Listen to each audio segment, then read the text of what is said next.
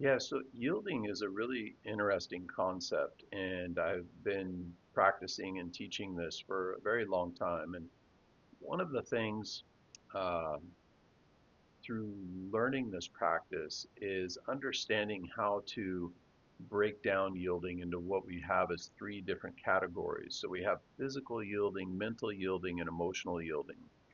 Physical yielding is the easiest one to understand. It's the idea that I push you, you push me, whoever's the bigger, stronger person with the most leverage can eventually push the other person over. But with yielding, instead of us trying to see who the bigger meathead is, when you push me, I get out of the way of that force, and now I can respond with less effort. And so it's very effective in the combative arts. It's also very effective in any kind of contact athletics that you might participate in. And you'll notice that a lot of professional athletes practice the meditative arts to help build their awareness and to understand how to use the idea of yielding to their advantage. Now, once you start understanding how to use physical yielding, it improves your awareness. So you have to be well rooted. The lower part of your body needs to be strong and flexible so you can change your central equilibrium without getting tight. The body has to be relaxed, the breath has to be calm, and the mind has to be present. Now, in order to do this at a high level, it takes years and years of development. However, from day one, you start becoming a little bit more in tune and understanding how to make a little bit more of these connections within your mind and body. And once you start to heighten that sensitivity, now not only do you see these things in yourself, but you also start to see these things in other people. And now we move into what I call mental yielding.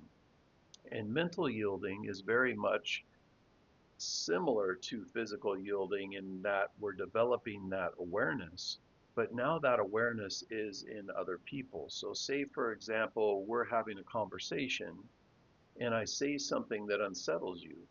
If I pick up on it right from the start, it's a lot easier to adjust that conversation than if I'm not paying attention to that and pretty soon I'm so far off track you want to knock me upside the head. And so learning how to use yielding in all of our interactions is extremely powerful. We can do this in our personal relationships and our business relationships. We can do this in sales and negotiations.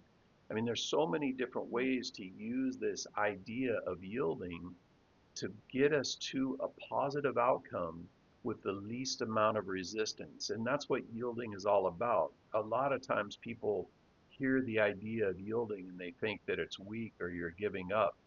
It's not about giving up, it's about strategically aligning your efforts to get the positive outcome you desire with the least amount of force. And now, when we move into emotional yielding, which is the third kind of yielding, it is very much like mental yielding, but with your own interpersonal conflicts. So you think about oftentimes something will happen to us and we'll respond, and we might go down this path and we might get an hour, a day, a week down that road and realize maybe that wasn't the best choice. But with yielding, instead of wrestling with what happened and maybe getting an hour, a day, a week down that road and realizing that that was the incorrect choice, we can kind of take a step back when it first happens and maybe make a more educated decision that will lead us down a more positive path.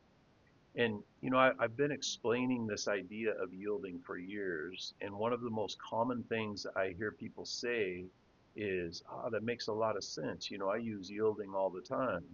And I would agree with that in that I think everybody uses yielding to some degree.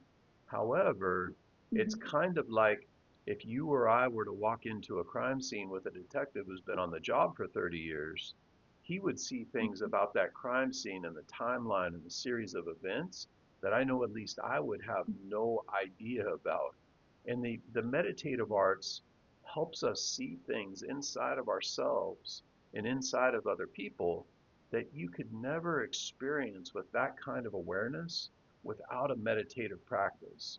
It's kind of like in athletics, if you have a disciplined group of athletes, it's easy for the coach to get them to 85% of their ability. but to get them to 90%, 95%, 97%, now you're talking about, the very few individuals out there that kind of almost reach that magical state.